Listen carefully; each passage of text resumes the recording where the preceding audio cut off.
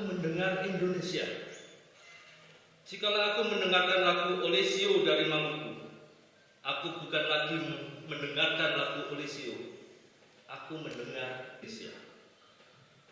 Jikalau aku mendengarkan burung perkutut bernyanyi di pohon ditiup angin yang sepoi-sepoi, bukan lagi aku mendengarkan burung perkutut, aku mendengarkan Indonesia.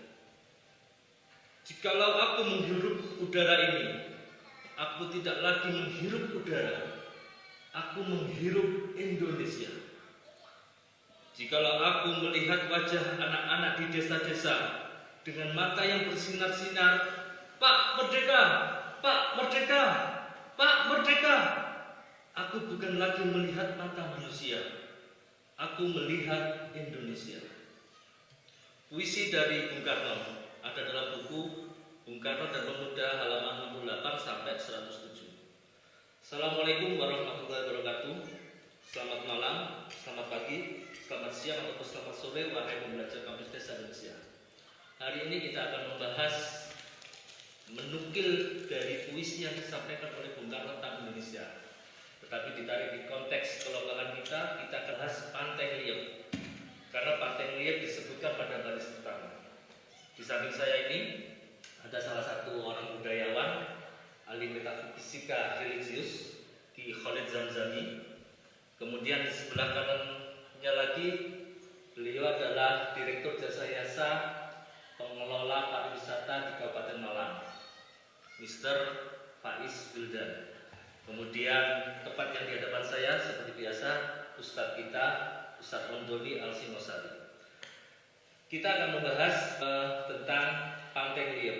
Ada salah satu tempat yang konon keramat, merupakan petilasan dari Bung Karno, berada pada Teluk Penyu di Pantai Ngeliep dan Gunung Kumbang. Nah, kita ingin tahu sebenarnya ada apa di sana itu. Kenapa itu menjadi tempat yang keramat, yang bisa menarik menjadi magnet bagi para pencari keramat tentunya. Assalamualaikum, selamat wahai para narasumber saya. Waalaikumsalam. Nah, kita ke Pak Wildan dulu ya, selaku pengelola pantai wisata Ngeliep. Sebetulnya ada nilai historis apa di Teluk Putri ini? Ya, terima kasih Seratu Agung. Jadi Ngeliep ini adalah bagian dari Kabupaten Malang, ujung selatan Kabupaten Malang. Kalau kita ini hari ini kan kita mengenal Ngeliep itu sebagai tujuan wisata, lalu kemudian juga sebagai tempat orang-orang yang kemudian mau semedi, mau meditasi dan sebagainya, atau kemudian dengan berbagai macam tujuan. Tetapi Ngeliep ini lebih kompleks daripada itu. Jadi Ngeliep itu kalau kita masuk ke Pantai Ngeliep itu peaceful. Jadi kita pulang itu ada atmosfer. Ya, jadi kalau kita pulang dari Ngeliep itu dapatnya tenang, damai, kemudian itu tadi peacefulnya. Selain daripada itu, Ngeliep ini mempunyai historical yang tinggi. Samping tinggi juga panjang ke belakang. Kalau kemudian berhenti Ngeliep ini yang menapak tilasi, lalu kemudian yang babat alas dulu adalah Matul. Matul itu tidak sudah di Pantai Ngeliep, tapi sampai pantai selatan itu salah satu tokoh Matul. Tokoh ya, Mak Atul. Tokoh. Lalu kemudian laki-laki nih, Mak ini laki perempuan. Perempuan ya, Mak Atul. Nenek. Jadi dia memang stay di Ngeliep. Lalu di sana itu ketarik ke belakang lagi jauh, itu juga jalurnya Syekh Subakir. Itu di Bapak Tanah Jawa. Jadi sebelum Ma'atum ini kalau ditarik Sebelum Wali Songo, Syekh Subakir. Maka jalan selatan, lalu kemudian ada petilasan pasujutannya di Blitar. Nah, jadi apa namanya? Salah satu jalurnya beliau adalah Syekh di Subakir itu Pantai Ngeliep. ya. Lalu kemudian ditarik ke fase pra kemerdekaan. Nah, di sini inilah yang kemudian tokoh yang akhirnya kita kenal sebagai Presiden pertama Republik Indonesia, Insinyur Bung Karno. Jadi Bung Karno itu kalau ke Pantai Ngeliat itu pra kemerdekaan sudah sering ke sana. Sampai kemudian pasca kemerdekaan. Jadi favoritnya Bung Karno itu adalah di Pantai Ngeliat. Itu favorit. Sebentar. Ada banyak hikayat yang menyebutkan bahwasanya Pak Karno, Bung Karno ini Ya. itu juga melakukan ketira ataupun melakukan proses-proses metafisiknya itu di lereng Arjuna. Jadi selain lereng Arjuna ya di Pantai Ngeliat ini. Ya, Arjuna itu kan ya bisa disingkat nombe mungkin arah tujuannya wis ono. Oh, Maka itu. Pantai Tapi Arjuna. ya, jadi orang pertama kalau kemudian mau ambil inspirasi itu, mau ambil kekuatan, mau olah raga jiwa itu selalu dilakukan. Tetapi untuk menghaluskan energinya itu pasti di gunung. Maka raja-raja dulu kemudian misalnya juga di gunung. Tapi kita tarik lagi ke Bung Karno. Itu kenapa puisi yang kemudian saya sampaikan tadi itu aku melihat Indonesia satu-satunya pantai se-Indonesia. Padahal kita maritim dan banyak ribuan pantai yang ada di Indonesia. Tapi kenapa di alinea pertama itu disebutkan 2 kali pantai ini saja? Tapi kalau gunung-gunung disebutkan banyak. Gunung Merbabu, Gunung Semeru, Gunung Tangkuban Perahu, Gunung Kalepet dan sebagainya. Ini ada kekhususan.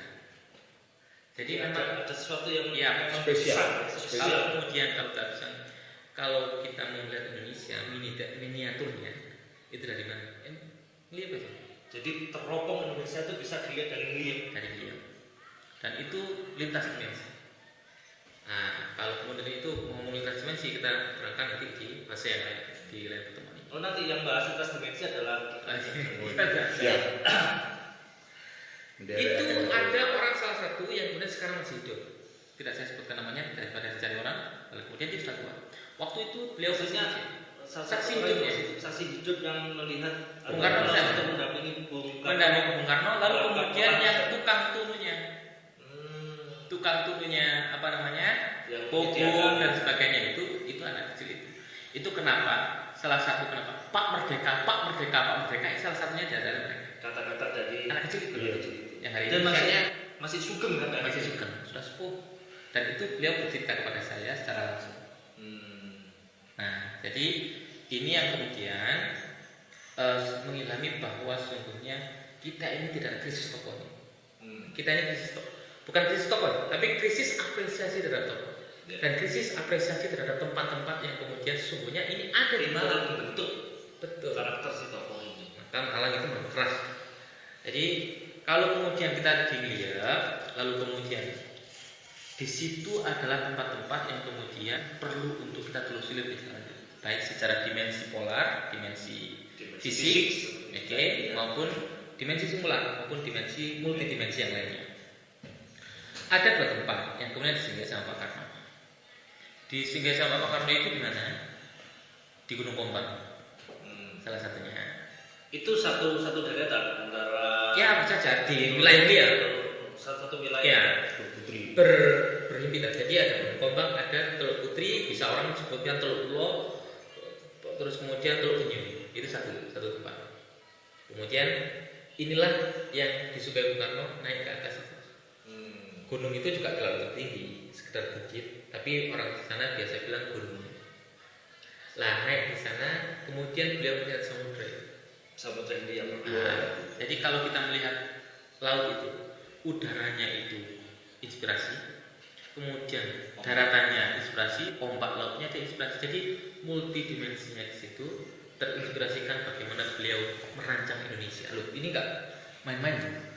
Jadi ngelihat ini adalah bagian bagian penting yang tidak terkupas. Salah satu yang diperas yang akhirnya menjadi Indonesia. Iya memang menjadi pertanyaan. Kalau dilihat Bung Karno ini adalah kelahiran Blitar, Pak Kia ya orang Blitar. Dan di Blitar sendiri bibir pantai itu kan banyak. Lahirnya Surabaya. Banyak. Lahir di Surabaya. Bibir Blitar kan juga banyak. Bibir pantai di Blitar bukan bibir Blitar. Ya. Bibir Menado. Artinya ada banyak gugusan pantai. Ya, ada Pantai Serang, ada Jolo Sutro dan ada yang lainnya. Tapi kenapa harus berjalan ke arah timur? Maka itu kalau ke sana itu silakan rasakan sendiri-sendiri. Karena ini tidak bisa terceritakan secara seperti orang nikah itu. Ya apa rasanya ini kayak enak gitu. Jadi Ya, aku atmosfer itu rasanya- nggak bisa diceritakan, Nggak bisa. teman-teman. Jadi Dirasakan. atmosfer itu harus dirasakan. Anda harus berkunjung ke sana. Mm-mm. Sebut passwordnya, Pak Gulda. Oke, kalau Gunung Kumbang sendiri, mengapa dia menjadi spesial juga bagi Bung Karno ini? Meskipun nggak disebutkan karena itu menjadi satu rangkaian di pandemi ya. Itu tempatnya sangat strategis. Kemudian di sana juga pulau-pulaunya itu berbentuk-bentuk. Jadi kenapa Teluk Penyu dinamakan Teluk Penyu? Karena di situ ada batu karang yang benar bentuknya persis seperti penyu, tapi ketika kita lihat di satu tempat, di lain tempat berbeda lagi. Itu ada dua karang yang kemudian di sudut sekian Model tertentu, itu penyu, persis penyu. Itu kenapa Teluk Penyu. Lalu ada kemudian ada dua apa namanya di antara Gunung Pombang dan Teluk Penyu itu ada namanya Putri Konde, gugusan karang itu dua tempat yang sangat tidak sama. Lalu kemudian ketika dilihat dari koordinat 15 derajat itu persis seperti kepala putri yang memakai konde, makanya itu Putri Konde namanya. Sanggul, memakai sanggul. Kalau apa? Teluk Ulo tadi. Sama, Teluk Ulo, Teluk Penyu, Teluk Putri itu sama. Satu Hanya tempat. saat melihat dari sudut pandang yang berbeda, Beda. mendapatkan tiga karakter itu. Ya, kalau kembali ke Gunung Kombang itu memang bagian dari terpenting dari apa namanya Pantai Gaya, karena Maatun juga sehingga tempatnya di situ. Juga di sini di sampingnya itu ada dua karang yang kita sebut sebagai apa namanya Golawang. Jadi tempatnya itu seperti gajah dan beruang yang munculnya ketika sore, ketika saat surut. Hanya ketika saat panas surut. Dan membentuk gerbang. Nah, dan itu bisa untuk keluar masuknya lintas dimensi. Istimewa sekali. Itu berarti itu kalau di film Doraemon pintu kemana saja? Nah, itu ajaib. Itu aja pintu kemana saja. Ya, Atau gelembung kuantum. ya. Wormhole. Lepas dari itu, jadi Bung Karno ke sana, kemudian beliau tempat favoritnya di sana dalam keadaan sunyi, senyap. Kalau sekarang sudah ada listrik. Listrik itu baru masuk di 2016. Baru aja ya, Baru beberapa tahun terakhir. Kita ini berusaha untuk memasukkan sinyal seluler, BTS dan sebagainya. 2 kali kita coba. Kita kerjasama dengan dua instansi dan satu provider, 2 instansi untuk kemudian menarik di sana. Tidak bisa. Jadi tetap ada begitu. Lalu kemudian saya bertanya, kenapa ini melihat kok kemudian tidak bisa kita masuki sinyal di seluruh tempat? Ada tempat-tempat titik-titik yang kemudian bisa. Ada di bawah pohon tertentu itu bisa. Lalu kemudian di Teluk Ulo itu bisa. Di Gunung Kombang yang lainnya tidak bisa. Jadi apa namanya blind spot. Jadi ada Lalu kemudian ada kesimpulan memang ngeliep ini Digunakan. tempat berkumpulnya orang-orang unik yang tidak memerlukan sinyal. Saat berkumpul. saat berkumpul. Jadi ada alarm tertentu untuk berkumpul. Tapi tidak pakai HP. Dan mereka ada hari-hari tertentu yang kemudian berkumpul di sana dan saya menemukan orang-orang itu. Dan memang dibuat berkumpul ya, datang Kumpul. tiba-tiba datang banyak orang. Tapi tidak seperti majelis kita ngomong enggak. Mereka berada di tempat mereka di tempat ngeliat itu. Mereka melakukan komunikasi, kemudian komunikasinya ala-ala mereka. Jadi tidak tentu dia diam itu kemudian tidak berkomunikasi, tapi diamnya itu adalah pengobrolan yang paling unik. Dan membuat kesimpulan yang sama, benda yang sama, tidak secara klinik, tetapi ini adalah untuk kepentingan peradaban akhir zaman. Kebangkitan. Wah, ini membuat saya merinding. Ya, Ini membuat saya. jadi untuk menjaga merawat masing-masing itu ada wilayah dan kemudian tanggung jawab. Jadi kalau kemudian Ini mewakili seluruh alam, seluruh suatu wilayah, jadi atau satu wilayah, katakanlah Malang saja atau wilayah Indonesia. Ya. Seluruh Indonesia. Seluruh Indonesia. Ya. Jadi sepanjang yang panjang di sana ya. Salah satu tempat itu. Meskipun kalau kemudian kalau mau Nyai Ratu Kidul dan sebagainya, memang tempat stay-nya dari situ. Tapi itu pembahasan yang lain, apa namanya, Nyai Ratu Kidul, kemudian apa namanya Dewi Nawangwulan dan sebagainya, itu pembahasan yang lain. Tapi kalau Tapi ada indikasi juga tinggal di sana karena memang areanya kan Jalur jalur ampiran, pesisir jalur selatan ampiran ya. termasuk Itu kenapa segala macamnya. kita di sana salah satu penginapan kita itu kita namakan macam-macam. Jadi ada penginapan Majapahit, ada penginapan Mataram, kemudian ada pendopo namanya pendopo Nusantara. Jadi ini adalah meneruskan cerita yang kemudian terpotong. Jadi ini adalah puzzle-puzzle yang kemudian mau kita kumpulkan. Jadi peradaban Mataram kuno juga kumpulnya di sana, Mataram Islam juga memang pelajariannya juga di sana, dari kamu itu untuk Mataram Islam. Tapi untuk Mataram kuno dan Mataram Islam itu kumpulnya di Ngeliat. Itu kenapa pendoponya kita namakan pendopo Nuswantara, karena ini adalah bagian untuk salah satu ikhtiar, salah satu usaha untuk menjaga NKRI. Sekarang Ki Khalid, kalau tadi ada bahasan lintas dimensi, jadi maksud lintas dimensi di sini seperti apa ini? Saya adalah salah satu orang yang membedakan konsep tentang spiritualitas dan metafisika. Jadi kalau ada praktisi-praktisi yang suka bersinggungan dengan dimensi yang lebih halus di atas kita, saya tidak bisa menyebut dia sebagai spiritualis. Mungkin dalam kajian tertentu saya bisa mendeskripsikan, mendefinisikan beliau-beliau ini dalam konsep metafisika. Kenapa? Karena bagi saya spiritual itu adalah sesuatu yang adiluhung, yang itu sama sekali jauh dari konsep yang bersifat keakuan, bersifat ego, bersifat keserakahan dan lain sebagainya. Nah, berkaitan dengan hal itu, Ngeliep secara khusus dalam pandangan saya melihat bahwa Ngeliep ini sebenarnya suatu tempat yang istimewa di dua jenis kegiatan ini, yaitu Metafisik baik metafisik maupun spiritual dan historis. ya. Karena itu kalau ada orang dengan hajat tertentu yang itu berkaitan dengan aspek keduniawian, kebutuhan-kebutuhan yang sifatnya ya basic need begitu ya, pengen sugih lah apalah, pengen bojo loro lah, atau pengen golek pelet lah apalah sebagainya. Saya tidak bisa menyebut beliau-beliau ini sebagai pelaku spiritual. Yang saya sebut sebagai pelaku spiritual adalah mereka yang memiliki tujuan hidup untuk mengaplikasikan, mengimplementasikan nilai-nilai yang kesadaran ilahiyah. Betul. Jadi kalau kita akses di melihat aspek spiritualitas, ada spot-spot itu ada. Artinya ada yang boosting di sana ya. Ada boosting di Bisa sana. melempar ke sana. Betul. Terpekan. Dan itu lumayan working gitu ya. Jadi dibandingkan dengan tempat-tempat yang lain. Ini bahasa awamnya mustajab lah. Oke, tapi ya boleh. Tempat mustajab lah. Boleh. Tempat mustajab. Kalau mustajab itu nanti. Nah, cuman kadangkala memang Liep itu terkenal sebagai sebuah tempat yang mungkin selama ini dikenal sebagai nggon pesugihan lah, opo lah, yang itu sangat duniawi.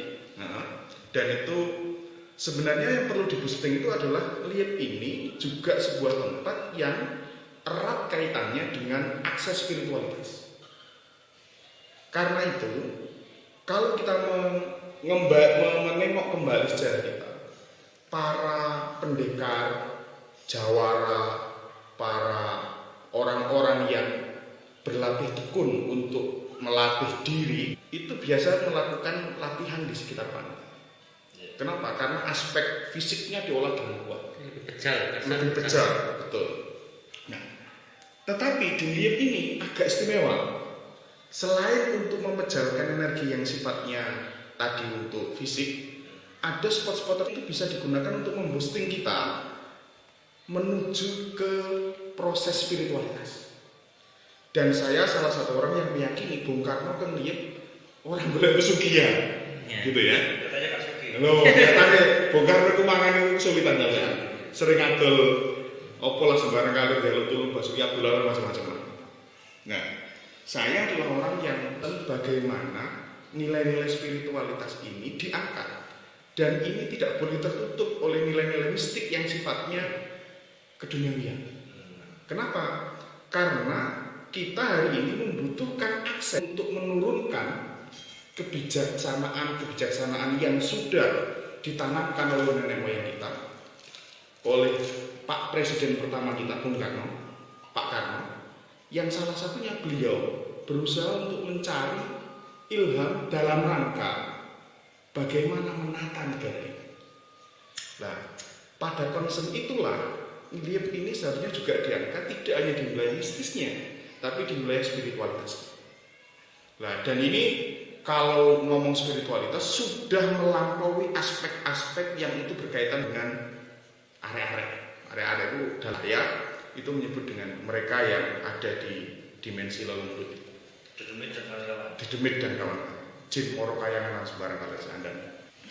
Karena itu, saya menyarankan untuk teman-teman semuanya, apabila berkunjung melihat, kita eksplor wilayah-wilayah spiritualitas. Di Gunung Kombang sendiri, dalam pandangan saya, memang ada tempat yang sifatnya mistis untuk kebutuhan duniawi, tapi ada juga tempat yang sangat adiluhur. Apabila kita ke sana, itu kita bisa mengakses spiritualitas. Nah, ini kalau bagi orang awam yang mau eksplor, apakah enggak justru bahaya tanda kutip? Mereka bisa lost in paradise. Ke sana harus bekal. Kalau selesai. Yang pasti begitu. Jadi bukan orang awam lagi ya? Iya, jadi pasti begitu. Tapi dalam pandangan saya, kalau orang awam itu mau berangkat menuju spot-spot tertentu dan itu spotnya bernilai spiritualitas, sebenarnya alam ini akan mendukung kita untuk niatan baik. Maka ketika kita datang dan sampai pada spot tertentu, merasa nyes gitu, oh ini adalah tempat yang cocok untuk merenung, cocok untuk memikirkan bagaimana depan peradaban ini kita bangun, bagaimana memperbaiki lingkungan kita, bagaimana menjaga lingkungan kita, bagaimana menata masyarakat kita agar sesuai dengan nilai-nilai yang ditanamkan oleh ajaran agama maupun budaya. Saya salah satu orang yang meyakini ajaran budaya tidak pernah lari dari nilai inti dari apa yang diajarkan oleh agama. Bahwa ada yang menyalahgunakan atau salah persepsi tentang ada budaya begini dianggap sebagai musyrik, syirik dan lain sebagainya, karena teman-teman ini mungkin pelaku ya, ini tidak menyadari bahwa ada pesan tertentu yang itu harusnya kita bisa mengakses. Lah, memang ada kebutuhan, ada kemampuan yang dibutuhkan untuk membuka keran akses ini. Misalnya, apakah larung sesaji itu memang digunakan untuk sesuguhan? Misalnya ya, apakah sedekah laut itu memang digunakan untuk suguhan? Atau sebenarnya nenek moyang kita dahulu itu membuat sebuah acara larung sesaji pada dasarnya adalah bentuk pesan yang dititipkan agar anak cucunya itu bisa mengakses. Oh, karping ini loh. Lah, hal itu kita bisa membuka pesan itu di spot-spot yang bernilai spiritual. Ada tacit knowledge-nya di sana. Betul, ada tacit knowledge. Lah, cuman memang bangsa lembut iki jenenge yo ngancene lembut ya, yes, sifat dasar bodoh. Mereka itu sebenarnya tidak mungkin bisa mengakses tempat yang bernilai spiritual itu. Nggak mungkin bisa akses karena energi yang terlalu besar dan mereka pasti akan hasil itu. Maka mereka hanya akan mengiringi orang yang menuju ke akses itu dan akan dibisiki macam-macam. Biasanya begitu. Merasakannya di sini. Betul. Jadi ketika dia sudah sepanen, lungguh anteng, madep nang ngene Gusti, maka niat baik itu akan terboosting oleh tempat yang bernilai spiritual itu, sehingga godaan-godaan yang berasal dari luar sing bangsa lembut itu nggak mungkin bisa mlebu. Sing iso mlebu apa? Nafsune awake dhewe. Jadi tetap drive-nya itu dalam diri ya. Betul. Begitu Kendali diri itu harus benar-benar lurus. Fokus menjaga niat kenapa saya ke sana, untuk tujuan apa, itu kudu dipanceng nih temenan. Nggak boleh. Kalau nggak panter presa. Kira-kira begitu. Sekarang ke Ustadz. Nah, ini ya kita ada Ustadz di sini. Ini katanya dengan tempat ajaib atau tempat mustajab, tempat di mana ada persinggungan dimensi-dimensi, baik dimensi yang mana ini dimensi fisik kita dengan dimensi yang metafisik. Kalau menurut pandangan Ustaz Dodi seperti apa?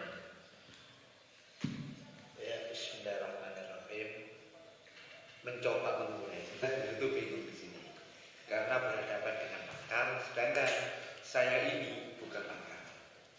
Yang nomor dua, ada beberapa hal yang disampaikan sebetulnya akhirnya menarik ulang atau mengulur. Maksudnya gini, ada beberapa hal yang memang kadang saya sendiri juga bagaimana cara memahaminya, sudah paham bagaimana cara melogikakannya, tapi mencoba menarik benang merahnya saja begini. Jadi kalau masalah tadi ada spot spiritualitas, oke, juga ada dalam beberapa referensi kitab itu terkabulnya doa itu juga ada faktornya. Satu faktor yang berdoa siapa, yang nomor dua Kaitannya dengan keyakinan dalam diri. ya, yang nomor dua adalah juga ada faktor tempat, yang nomor tiga ada faktor waktu, yang keempat juga ada. Nah, sebetulnya kalau ada ini saya anggap relatif lah, maksudnya ada ya, ada kesopanan mungkin di sana itu Caranya apa? di sana mungkin mohon maaf ada di sebagian daerah yang hanya menggunakan beberapa beberapa kostum sudah bisa. Ini Sudah dianggap sudah beradab. nah, itu cuma masalah itu saya rasa lebih relatif. Oke. Kalau kembali lagi menulis tadi, kalau faktor doa itu juga ada tempat yang mustajabah. Ini saya rasa Gus Dur pun tidak pernah akan mungkin kalau dikatakan di Talang Mas itu juga termasuk mustajabahnya doa Akbar ya. Ka'bah atau di Multazam antara sudut Hajar Aswad sama pintu Ka'bah atau tempat lain. Oke, itu memang secara global lah ya. Nah, Sebentar, saya memotong. Mustajabnya tempat tertentu untuk dipanjatkan doa sehingga doanya menjadi terkabul.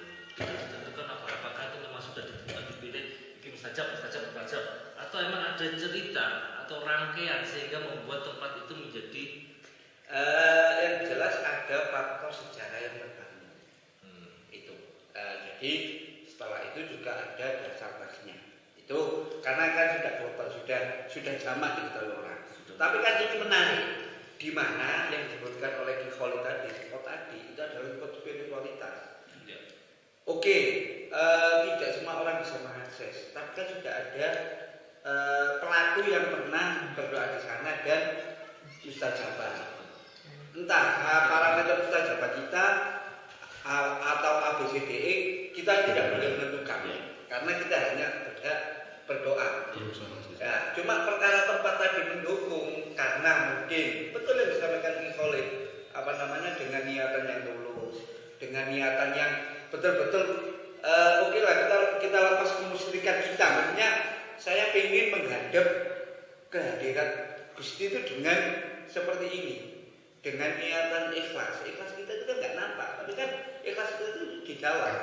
Cuma tata cara kita untuk menjadi ikhlas itulah yang menjadi alamat, menjadi pertanda bahwasanya mungkin orang ini ikhlas. Dalam arti coba saya ini apa yang kita goda apa?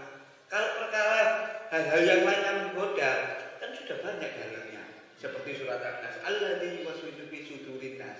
Menggodanya mungkin dalam hati lebih padat, mungkin ada kayak Khalid bisa melihat nampak atau Gus Wildan pernah dalam hati juga pernah nampak atau pernah merasakan secara batin. Hal-hal ini kan juga tidak serta-merta terus kita pungkiri tidak kan gitu. Dan juga tidak serta-merta kita katakan iya. Karena apa? Ini adalah dimensi knowledge yang mana juga membutuhkan spek tertentu untuk menggalinya kan gitu. Nah, perkara rangkaian yang dikatakan Gus Wildan sama Ki Khalid tadi bahwasanya seorang proklamator Indonesia pernah menepi di sana. Berarti punya nilai tanggung jawab limaslahatil ummah. Ngoten ya. Nah, berarti kan ingin mungkin wis terlalu di tengah ini terlalu tidak dalam rangka mencari bantuan yang dikatakan tadi, tapi bermunajat kalau bahasa saya. Tapi kalau bahasanya Khalid bersemedi. Selama kita nggak bisa suudon bermeditasi atau bermeditasi, kita kan nggak bisa suudon. Yo mosok wiridane Pak Karno itu apa gak la ilaha illallah kan gitu. Kan kita tidak bisa bersuudon. Nah, saya tetap bersuudon karena beliau juga seorang tokoh muslim yang rating ketokohannya pun juga tidak diragukan. Termasuk 50 muslim berpengaruh. Nah, maka dari itu saya bersuudon saja. Barangkali di sana beliau sang proklamator tadi, karena Gus Wildan tadi menyebutkan pra kemerdekaan. Lebih ekstrim lagi, baru tahu saya sekarang era Mataram. Ditarik lagi era Majapahit. Nah, kita sebagai orang lokal, alangkah lebih naiknya di saat lokal wisdom ini kita tidak mengapresiasi itu lagi ya. Nah, berarti kan apa namanya tidak, gak contoh atau maksudnya tidak mengambil contoh yang jauh-jauh atau yang tidak seorang proklamator yang dikatakan tadi sempat disampaikan ya Pak Merdeka wallahu a'lam, nyatanya hari ini kita bisa menghirup kemerdekaan, dan hasil daripada kemerdekaan itu kita bisa menjalankan syariat Islam tadi yang beragama Islam. Kita menjaga kerukunan bagi yang beragama Nasrani, bagi yang memiliki aliran kepercayaan. Kita juga menjaga kerukunan untuk mempertahankan apa? Kebudayaan, kebijakan, lokal wisdomnya, juga mencoba menggali tafsir daripada yang disebutkan Khalid tadi, cuma belum diungkap sebenarnya maksud daripada larang sesaji. Kalau konteksnya ditarik mungkin kalau bahasa sodako, ya siapa yang mau nolak sodako gitu ya terus ya mungkin, cuma ya tetap belum bisa mengurai karena Khalid juga belum mengurai, dan Gus Pak sendiri masih ada satu pintu yang tertutup. Dan yang menarik tadi kayak ada gebang gitu, wah itu jadi mungkin kalau saya sekedar numpang saja bahasanya faktor terkabulnya doa ada waktu, ada pelaku, ada tempat. Kalau dengan nambahin adat kesopanan ya monggo, cuma kesopanan nanti kan saya anggap relatif, tapi 3 faktor ini pun saya rasa. Nah, kalau di breakdown lagi dari pelaku ini juga ada dan termasuk penguasa yang adil, termasuk orang yang dolim, termasuk orang harli yang didolimi, maksudnya iya, orang didolimi. Dolim orang ngajarnya orang yang didolimi, terus ada anak yatim. Nah, ini kan juga termasuk dari sisi pendoa pelaku sakitnya. Tapi kalau yang disebutkan Khalid tadi menarik karena ada titik spiritualitas, dan Khalid sendiri juga sudah ini loh ya, bisa loh ya, antara metafisika sama spiritualitas. Bahkan tadi disebutkan salah satu buktinya di titik itu, di spot itu Bang bahasanya Khalid arah-arah tadi nggak berani mendekat. Berarti kan ada sebuah murid yang bisa mengetahui bahasanya tempat itu memang adiluhur, dalam arti ya cobalah barangkali sekarang juga bisa banyak lockdown, mau ke Multajam juga nggak bisa, barangkali lah maksudnya kita lihat apa salahnya sih, tak ada apa. Cuma kalau memang yang disebut Khalid tadi adalah titik spot spiritualitas, saya berhusnuzon mungkin dengan keheningan, dengan kita di luar hidup pikuk, memusatkan pikiran, memantapkan hati, bermunajat. Ya tidak, saya bilang tidak mungkin tidak diijabahi. Lah itu juga saya tidak berani bilang itu karena sudah. Ya. Tapi memang masuk akal. Kita kencing bisa di mana saja, tapi tempat yang paling ideal ada di tandas ataupun di kamar mandi. Begitu pula dengan berdoa. Berdoa bisa di mana saja, tetapi paling ideal adalah tempat-tempat yang mustajab, salah satunya yang dikatakan tadi. Nah, kalau kita keliling ke Teluk Penyu dan Gunung Kumbang, kita bisa trekking, sama-sama mendapatkan atmosfer spiritualitas, tapi kita nggak bisa tawaf di sana. Jangan ya. Kenapa? Capek. Selain capek harus berenang,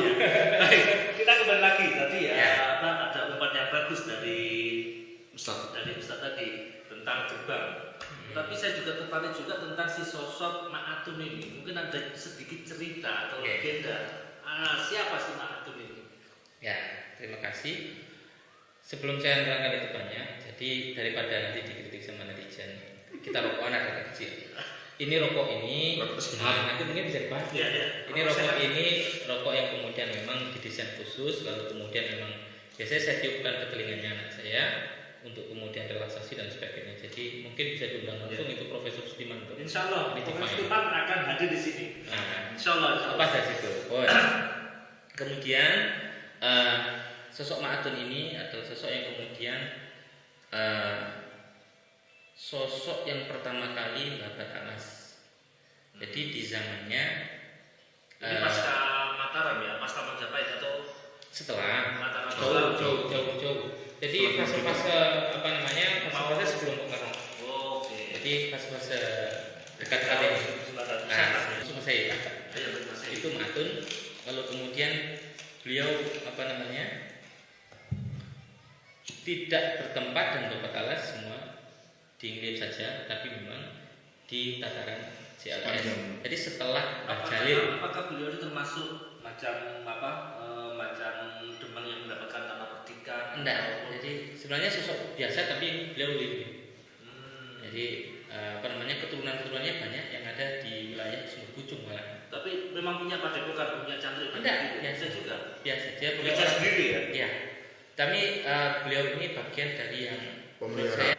Highlander lah kita sebut, orang yang kemudian memang panjang usia. Dan saya menemui beberapa salah satu lah yang kemudian beliau Highlander juga yang sampai saat ini beliau rutin untuk melihat, hanya untuk melihat saja, untuk melihat keadaan. Lalu beliau pulang. Lalu setelah itu beliau mandinya beliau di satu surau aja. Jadi 1 tahun beliau mandinya 1 kali jadi Libit.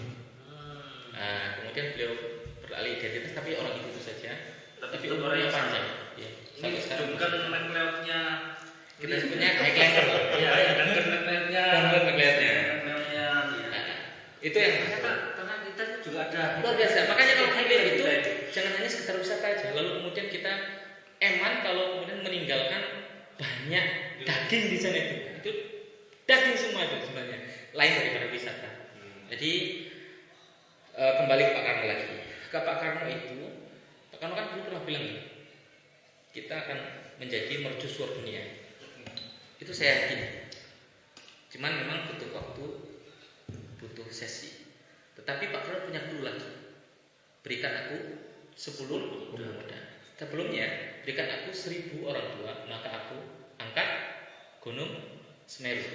Tapi berikan aku 10 aja pemudanya, akan aku guncang dunia.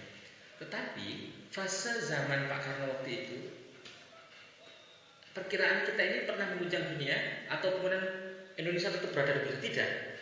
Kita mengalami apa namanya penurunan kurva. Penurunan kurva, tetapi saya yakini bahwa kita akan bangkit. Pak Karno kasih berikan aku 10 pemuda. Zaman Pak Karno itu belum nyampe 10 pemuda itu. Dan tetapi apakah menutup kemungkinan 10 pemuda? Tidak. Tapi jangan-jangan WHO membuat klaster baru. 60 60 gara-gara ini. Mas mungkin. Karena masa pemuda ini masih belum ada yang berkembang, dipanjangkan aja pemuda. Ini terbuka peluang bagi kita bahwa sungguhnya orang-orang muda itu akan bangkit. Tetapi yang berkriteria. Nah, kriteria itulah yang berlaku ya. Dan ini adalah tahun-tahun mereka untuk bangkit. Dan tahun-tahun ini mereka sangat berpeluang untuk muncul. Sebelum muda dan tidak waktu lama, Indonesia akan memang betul-betul jadi mercusuar dunia. Insya Allah. Jadi saya sangat yakin itu terkait dengan how to-nya itu. Jangan-jangan sudah empat yang menjadi. Mereka mungkin. Enggak. Sepertinya karena sebabnya sudah paling empat berarti. Didampingi siapa Pak Karno? Kalau kemudian 10 pemuda itu ada, siapa? Jadi belum sampai 10 pemuda itu. Dan dia bisa untuk dialih masa seperti Wali Songo. Wali Songo itu apakah kemudian Wali Songo ada dalam satu masa? Ada estafet. Ada estafet dan ini adalah fase kita untuk bangkit dan kepada pemuda-pemuda itu. Dan pemuda-pemuda itu di Indonesia itu jadi 10 aja. Seperti kita ngomong ke sekelasan. 10 itu jumlah atau 10 itu kriteria? 10 jumlah dengan kriteria. Dengan kriteria. dan satu orang itu mempunyai multi talent yang itu atas dasar semuanya ini sebetulnya itu kesadaran ilahiyah. Kuncinya di kesadaran ilahiyah. Ketika bisa ambil akses kesadaran ilahiyah, maka dia bisa berbincang dengan hablum minallahnya asik, kemudian hablum minannasnya dia mengayomi. Dan tahun-tahun ini menurut saya adalah fase kebangkitan itu. Dan pemuda 10 itu akan terbuka lagi pendaftaran dan kriteria itu akan muncul dan tidak lama. Ini Gus Dur pasti masuk. Dan ini siapa mau dapat jackpot ini? Jadi begitu. Tinggal harus beli gigi Gus biar tetap menjadi pemuda. Maka 2000 Anmegio 2020 hingga 2030 ini ada gerakan besar. Jadi kenapa Arab Saudi bilang langsung yakin vision 2030, kemudian berbagai macam negara itu ada visi 2030. Padahal yang harusnya adalah kita ini di 2045 itu adalah bagian barangkali di delay. Tapi bukan persepsinya itu adalah di bagian di 2020 menuju 2030. 10 tahun ini kan tidak lama. Iya. Tapi syaratnya Agus, ini lagi percepatan keburukan ini sudah jadi. Iya. Percepatan keburukan kan apa namanya sudah mulai eskalasi. Maka harus dengan percepatan kebaikan pula. Dan ini virus corona ini, virus COVID-19 ini adalah bagian dari blok keburukan yang mengalami percepatan. Dan ingat, mereka memakai dengan low power high impact. Jadi dengan kekuatan yang kecil, tapi efeknya ini besar. Eskalasi setelah COVID ini di negara kita ya, yang sekarang mengalami kerusuhan karena Rusia itu kan juga merupakan Potret jelas. Iya. Bagian dari bayangan. Iya, betul. Saya teruskan lagi, kalau kemudian ini adalah mereka dari blok keburukan melakukan low power high impact, maka kita dari fase yang berpihak pada kebaikan dan peradaban, lalu kita harus melakukan juga dengan low power high impact pula. Jangan memakai dengan high power high impact, capek mereka menang. Dan solusinya harus dengan low power high impact. Ini untuk maintenance sistemabilitas kita ya. Ya, dan kita sebenarnya punya semua. Kita kuatkan local wisdom kita, kita kuatkan kesehatan holistik kita kuatkan pendidikan karakter kita kuatkan ekonomi ekologis kita. Berbasis ke masyarakat. This the key. Saya benar-benar surprise sebenarnya. Benar-benar surprise. Kenapa? Karena kecurigaan saya ini memang benar-benar akhirnya terkonfirmasi hari ini. Saya awalnya itu berpandangan bahwa Gus Wildan ini ya seorang direktur yang ya hanya belakang meja saja. Dia Tahunya hanya tanda tangan, hanya bekas. Betul. Tapi setelah malam ini saya tahu betul dan kecurigaan saya terkonfirmasi benar bahwa beliau ini memang spiritualis. Jadi kalau ditambahkan gelar di depannya Ki, pantas, sangat pantas. Karena memang jadi apa yang kita bayar habis ini jadi. Siap. Karena apa yang beliau sampaikan itu sebenarnya adalah aspek-aspek yang ada di kesadaran ilahiyah yang harus diturunkan, yang harus diimplementasikan. Dan beliau paham betul hal ini. Nah, saya tidak tahu apakah beliau ini belajarnya lewat Nabi Khidir mungkin, saya juga tidak tahu ya. Karena sering sepupu pantai. Nah, siapa tahu beliau sebenarnya sering cangkruan rokok sehat bareng sama Nabi Khidir, saya juga tidak tahu ya. Tapi nuansa ya kalau kita ngomong, teman-teman ngomong misalnya ada paparan aura yang dikeluarkan oleh beliau ini memang nilainya adalah nilai spiritualitas, bukan nilai mistis. Jadi kalau kita lihat apakah Gus Wildan ini seneng suku-suku ya orang rumah saku ya, tapi kan orang tahu suku. Nah, tapi kok nuansa yang beliau bangun dalam memberikan sebuah pencerahan itu ini memang kental dengan kesadaran ilahiyah. Sudah saya potong. Jadi ini doa sederhananya ini boleh diteruskan kan Bu. Jadi begini, saya itu di samping memang industri wisata untuk meningkatkan potensi wisata yang ada di Kabupaten Malang, tapi saya berpesan itu kepada orang yang berada di sana, baik pedagang, pengelola dan sebagainya itu, ataupun pengunjung. Saya minta pesannya begini: saat dunia lagi menikmati wisata itu, baru muncul. Tapi kalau kepada orang pengelola pedagang, kios yang kemudian menambahkan kehidupan dan rezekinya dari situ, satu sak durunge golek ponak ini tresna nono alam. Jadi ada harmonisasi antara alam kemudian dengan manusia yang berada di sana, sehingga alam pun itu adalah makhluk hidup. Pasirnya itu juga makhluk, ikannya itu makhluk, planktonnya itu makhluk. Dari sisi plankton ini adalah pemproduksi oksigen pertama terbesar yang bisa menutup lapisan ozon itu adalah sebenarnya plankton.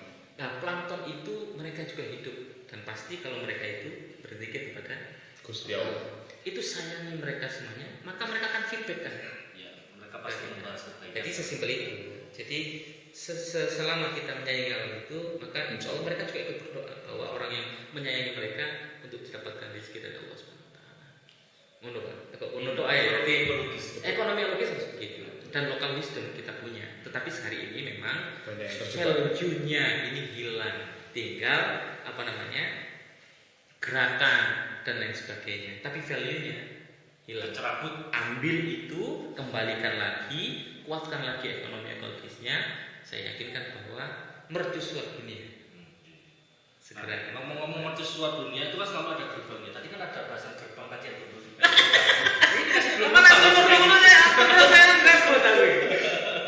Ini seksual ini. Masih banyak yang ada. Berapa orangnya lagi tadi? Masih banyak. Kata produser masih banyak. Mari. Biar ada protes di Jadi gerbang itu kan.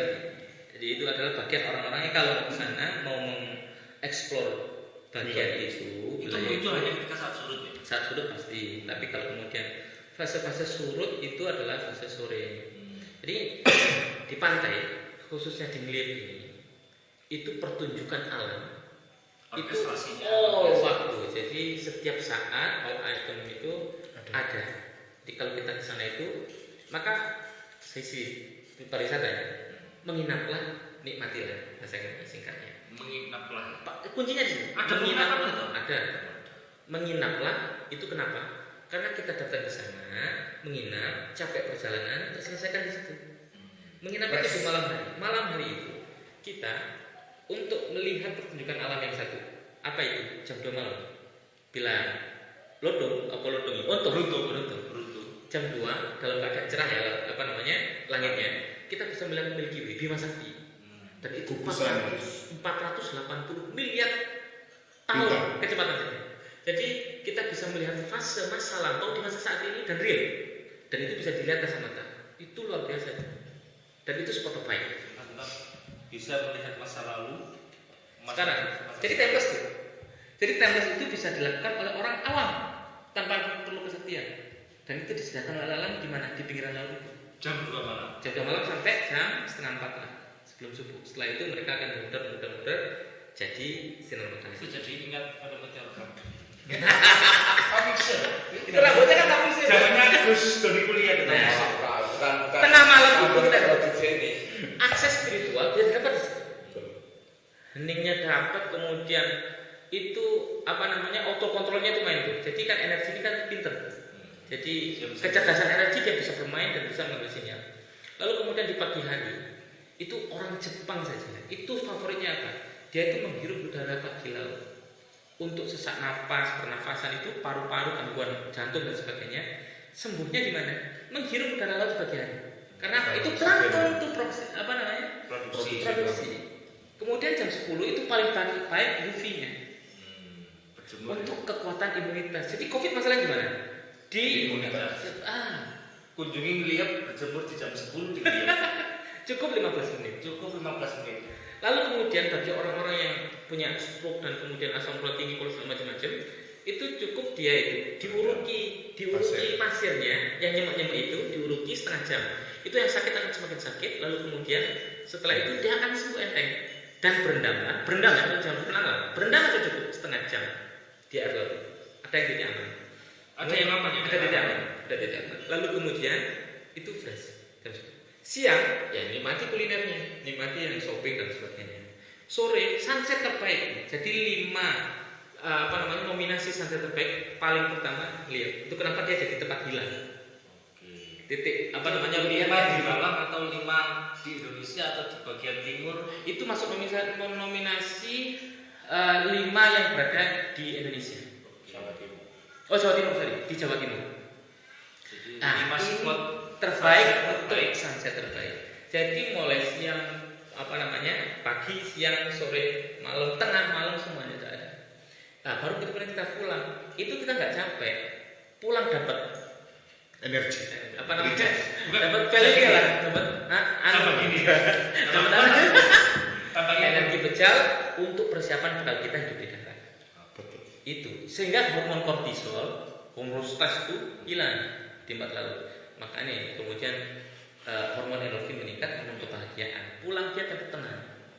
Maka tadi artikan negoro, dapat ilmu-ilmu yang begitu itu kan enak. Apapun semua terbang di laut itu hilang bisa. Ada dendam, ada amarah, ada dengki, ada macam-macam, iri warisan, iri natombo, kamuan, milik keluarga, pengerengan. Insya Allah kalau pulang kan tenang. Bawa ke pantai. Karena itu tenaga alam itu bermanfaat. Bagi pemirsa atau pembelajar, teman-teman pembelajar yang mempunyai permasalahan di rumah tangga, bawa ke pantai. Kalau tentang gerbang, Ini nggak selesai, lemparkan itu ke pantai. sedikit aja tentang gerbang. Jadi kalau gerbang punya bekal dulu, Oke. bekal apa namanya keilmuan yang mencukupi, lalu kemudian tracing bisa melalui apa namanya mau rukus dan sebagainya itu mungkin dikolek dengan fase-fase dan sebagainya. Jadi mau hening, mau semedi, mau apa, Dikit. dan dikit tentu ada dikit. Lalu kemudian mau level berapa naiknya, mau level 1, 2, 3 sampai 7 dan sebagainya itu nanti dibahas di lain sisi Pak. Betul. Tapi itu adalah bagian yang kemudian bisa kemana-mana fase gerbang itu. Oke, Khalid, tadi Mas Wildan sudah menyampaikan untuk bisa menikmati itu dibutuhkan bekal. Kira-kira untuk orang awam bekal apa sehingga bisa menikmati full paket dari Ngeliat ini? Kenapa? Jadi bukan hanya menikmati pesona alamnya dan khasiatnya, tapi juga tawaran auranya tadi Harus panduan. bisa dinikmati sehingga pulang tuh betul-betul fresh lahir dan batin. Bukannya bisa gini, tapi juga bisa gini. Kalau ke gerbang tadi itu sebaiknya itu hanya dilakukan oleh mereka yang sudah terlatih.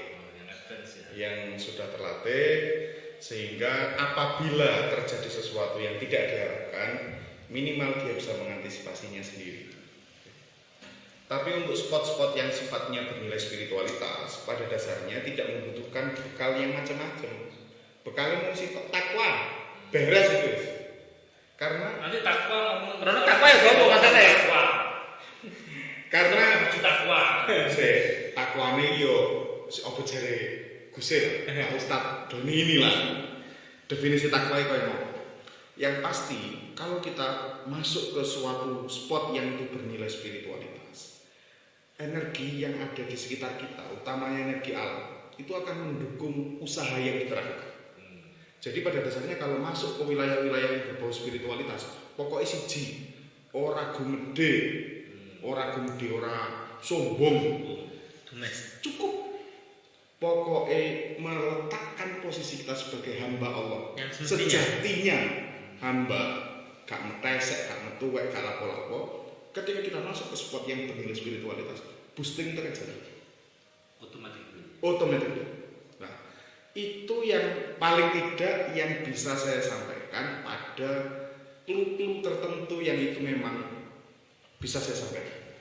Karena ya sebenarnya bagaimanapun ada faktor di mana seseorang itu harus memiliki ikhtiar atau dalam bahasa Gus Doni itu ada latihan, ada riyadhah yang sudah dilakukan, ada exercise yang dilakukan, yang itu exercise itu juga bernilai spiritual.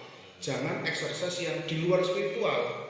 Kalau exercise-nya di luar spiritual dan itu digunakan untuk sesuatu yang tidak spiritual, pemahaman tambah daging. Melenceng kan? Melenceng, pasti akan loss, kompasnya pasti akan loss.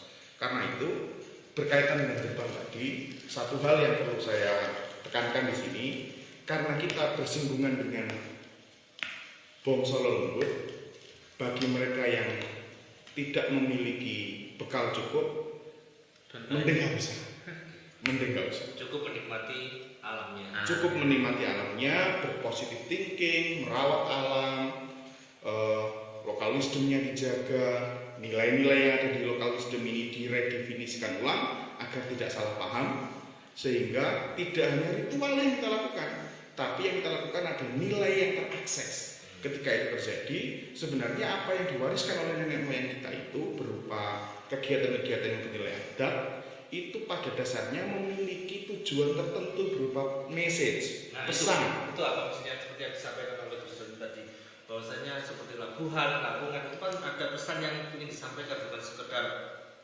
memberikan suguhan saja. Ini sebenarnya isu sensitif yang sebenarnya tidak semua orang akan bisa menerima.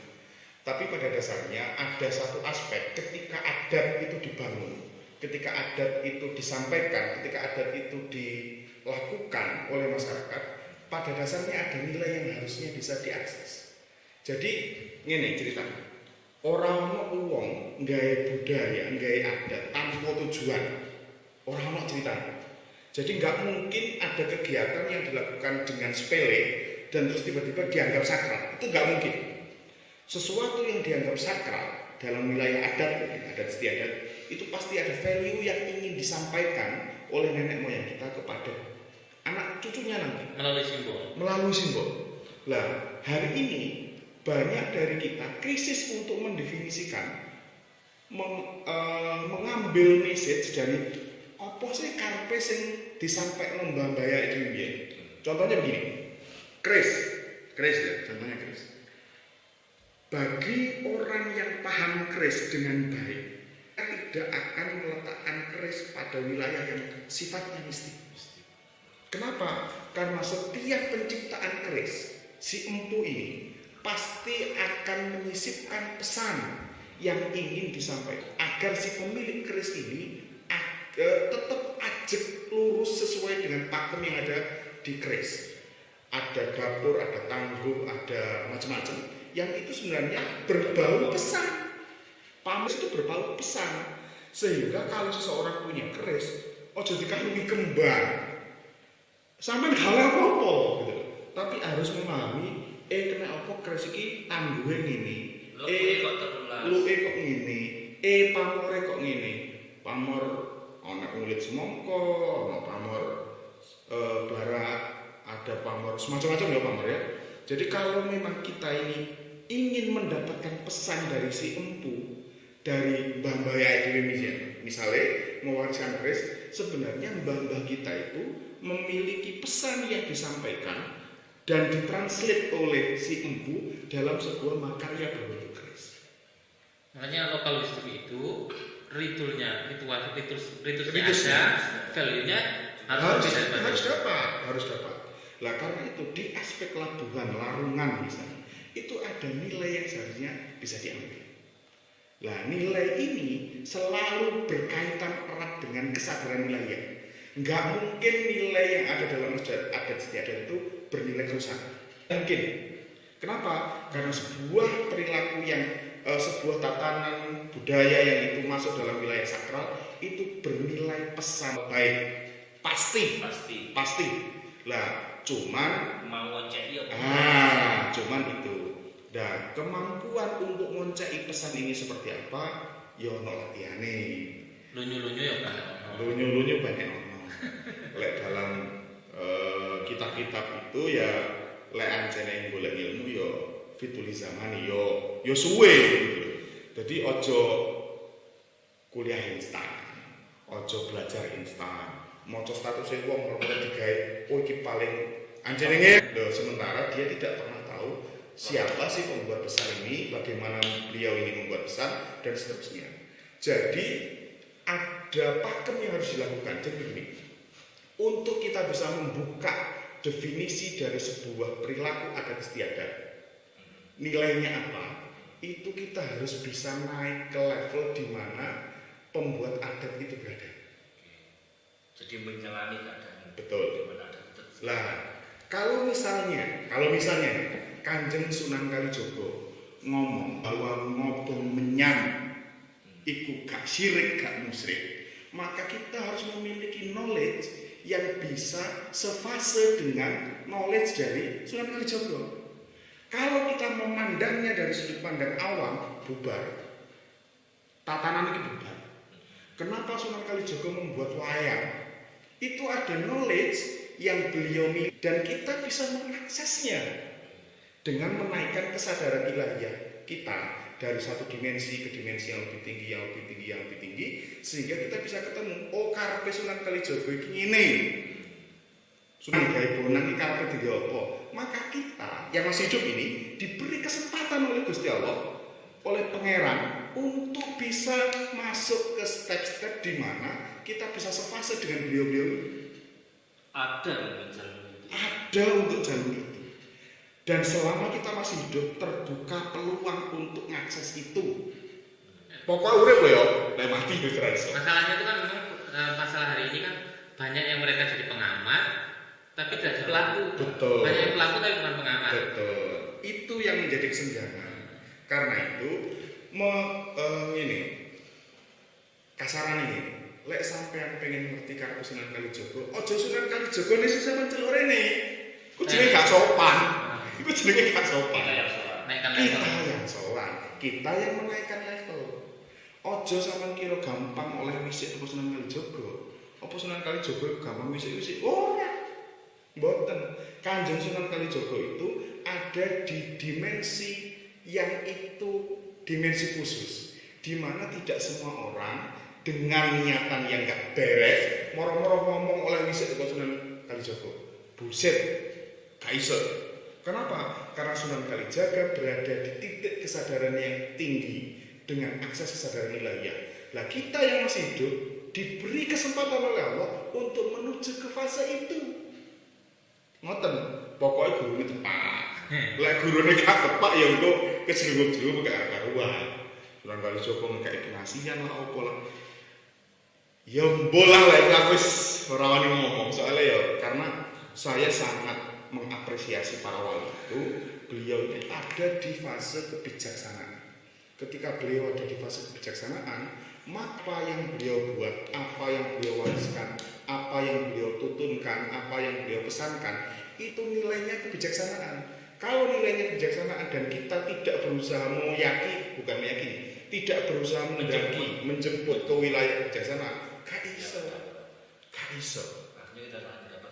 Betul. Lah, ketika kita dapat ritualnya saja menganggap ritualnya sakral.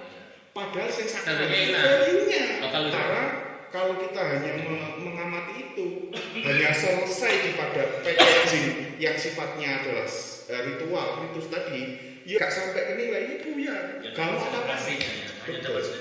Betul. Itu yang sering terjadi di kita. Saya mau ke Gudon, ya mungkin menjadi pamungkas di obrolan kita. Tentang kesadaran ilahiyah ini seperti apa? Sebetulnya gini, mereka-mereka ini sudah pakar, sudah menjawab dari beberapa hal yang dijudulkan di cangkruan ini. Terus yang nomor 2, mereka ini tapi bukan pengamat. Berstatement sendiri lah ya. Ada statementnya ada pelaku, bukan pengamat. Iya. Kalau dia tapi kalau statement itu setelah ada pengamat tapi bukan pelaku, tapi juga ditimbali dengan ada pelaku juga bukan pengamat, maka saya lebih panjenengan ini juga pelaku pengamat. Pelaku pariwisata. Pelaku wisata rohani. Dan ini hasil pengalaman spiritual itu kan beda-beda. Sama halnya gini. Mas Agung, ayo kita balik ke kampus dengan Gojek, saya dengan Ferrari, dengan Grab atau Ferrari. Kan pengalamannya kan beda-beda, sama halnya lah.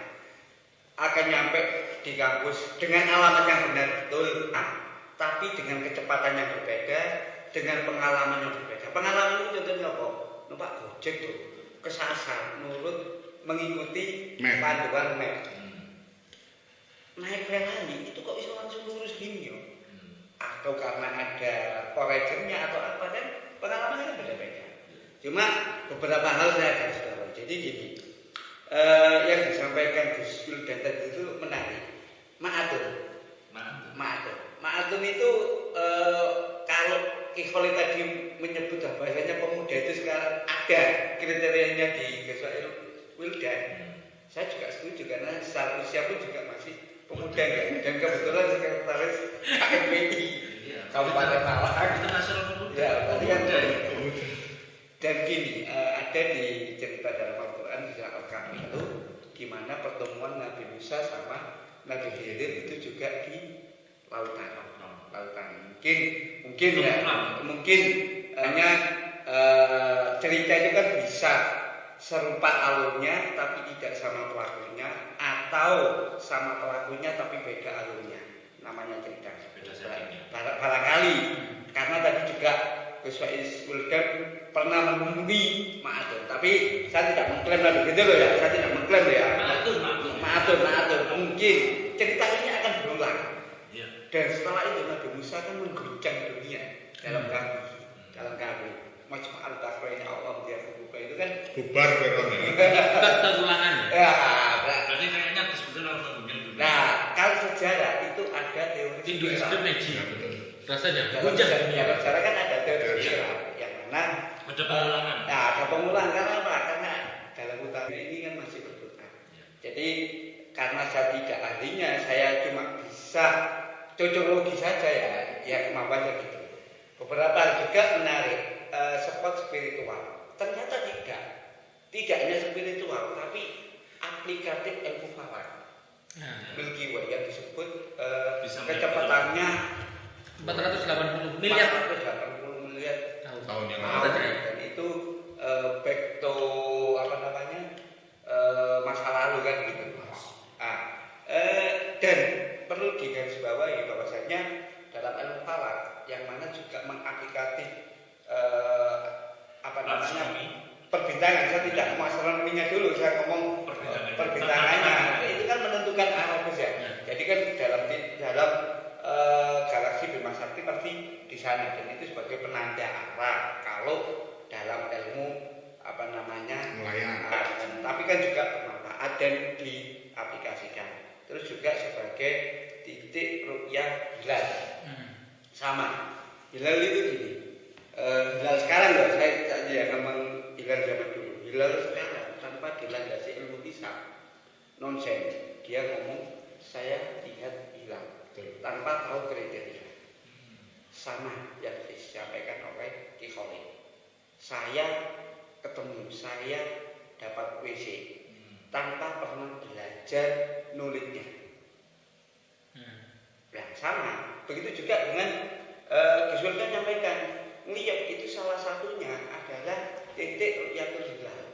Tapi kalau jenengan tidak pernah belajar ilmu hisab, tanggal 30 Ramadan ngeliat terus bilang, iku lho lali. Saat ini loh ya, saya jawab nonsen. Kalau bahasa saya mungkin Tanpa basis. saya bilang kaget, nggak bisa disumpah. Karena apa? Kita nggak tahu alamannya gimana, kriterianya bagaimana, ijtima'nya kapan, kita kan nggak tahu. Tahu-tahu kita akan lihat pas mengacu acuannya Gus Wildan dan melihat tanggal 29 Ramadan atau tanggal 30 Ramadan berdiri tepi pantai di atas Gunung Kombang karena dapat WC tadi di spot itu akhirnya menimbulkan kompilasi. Meskipun saya yakin lokal jenius sana, Ma'adun itu tidak ingin menyesatkan, tapi yang tidak tahu apa-apanya, tidak tahu nulisnya, akhirnya sama. Itu wilayah ini jelas sekali. Kementerian itu juga akan menyumpah kalau dia tidak pernah belajar ilmu hisab. Sama, berarti kan tahapannya kan ada beberapa tahap yang harus dilalui untuk tahu kriteria, untuk tahu titik temu, untuk tahu spesifikasi lengkapnya kan gitu. Kalau nulis, oke, itu kalau di sana ada titik spot.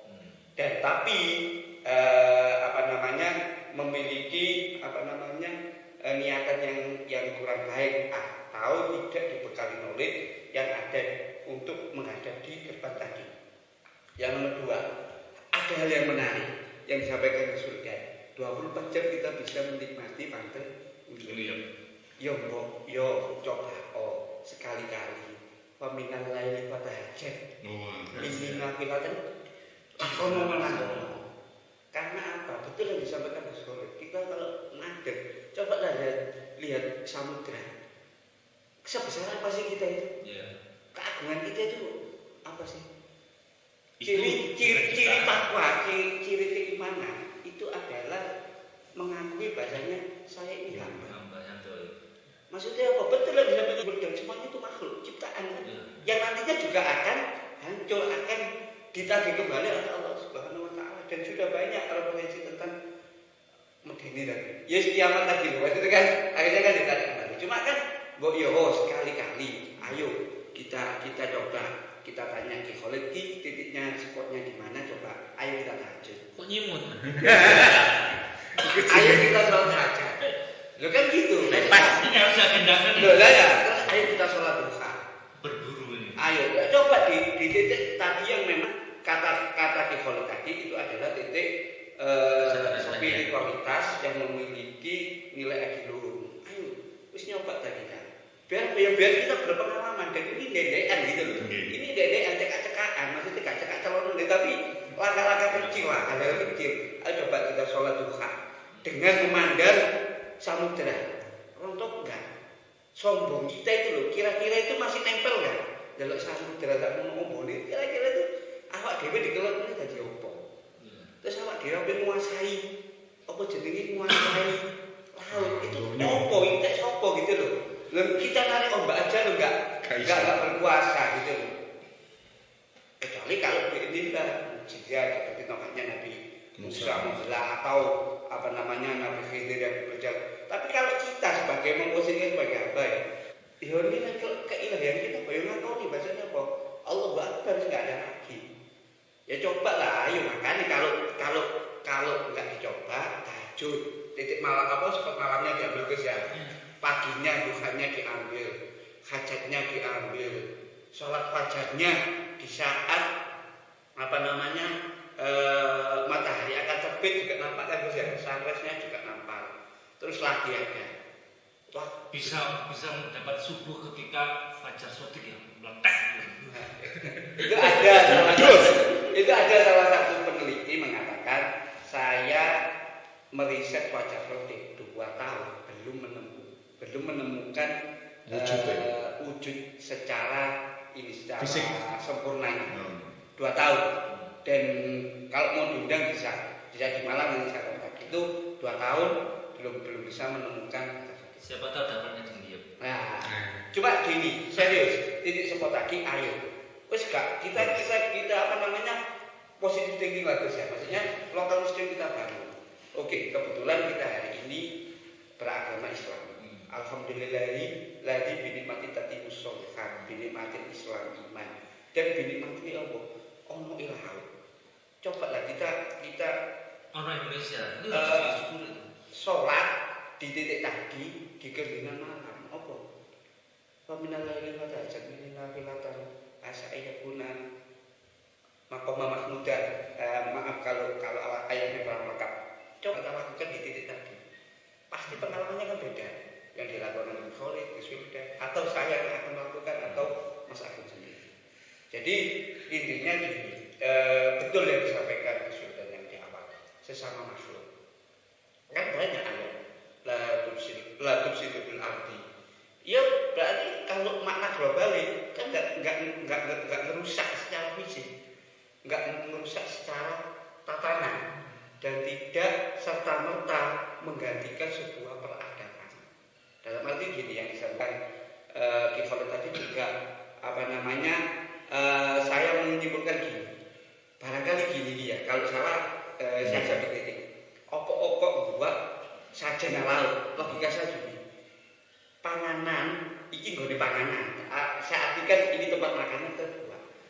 Masa kita mau buang kotoran di situ? Masa kita mau membasuh kejelekan di situ? Masa kita mau buat sengkolone Allah di situ? Kan nggak mungkin.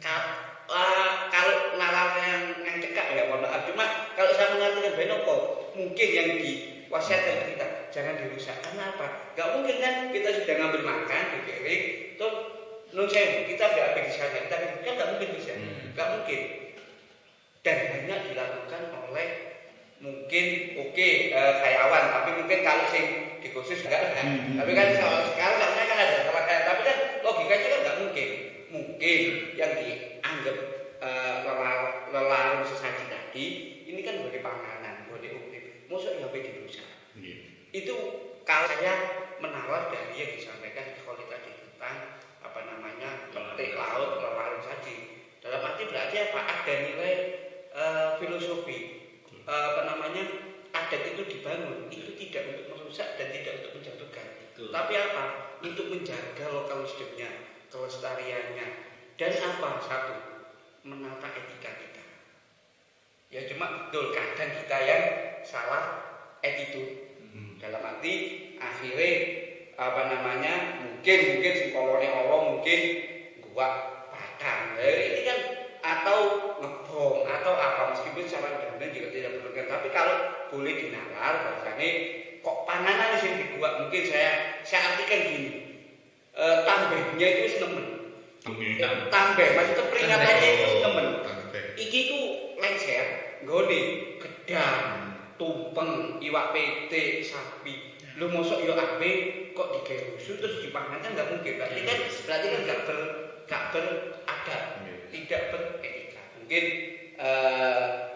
kalau nilai-nilainya ya tadi ayo manfaatkan alam, jangan merusak alam, dan titik sempat tadi ayo kita manfaatkan dia kok. Coba pernahkah jenengan sholat di alam? Di fikih saya kemarin menerangkan air laut kan bisa dibuat untuk bersuci. Ayo coba wudhu air laut. Kalau Gusudhan tadi mengatakan manfaatnya sangat besar. Ayo coba kita juluk di laut kan bisa. Kan ini air laut kan bisa untuk bersuci dan air ini kan tidak ada batas. Juluknya di kamar, mandi juluknya di amalianya di dalam ruangan, bersucinya di luar. Lalu kan mau praktekkan mungkin juga Gus ya. Jangan dibalik. Nanti amalinya di luar kamar, mandinya di dalam kamar. Nah, kalau ini termasuk tidak menghormati. Kalau saya nih, jadi sekali-kali kita perlu melatih. Ya, awak dhewe iki ilmune mungkin dedekan. Ayo wudu gak laut, beda boga. Dan ini air ini mutlak bisa digunakan gitu. Terus mencoba sholat di titik spot yang nanti Khalid tunjukkan. Rasakan, nyoba sih sholat sing gak kemrungsung, sing gak cepet, sholat sing tenang. Fatihah ditoto seperti Fatihah disampaikan oleh Ustaz Jawawi. Jenengan ayo coba ditoto. Kita betul merasakan. Nah, memang ada yang mengatakan hadis itu Allah itu tidak jauh. Allah itu ada di tengkak nafas kita. Ada yang ngomong di kalbu kita. Cuma kan butuh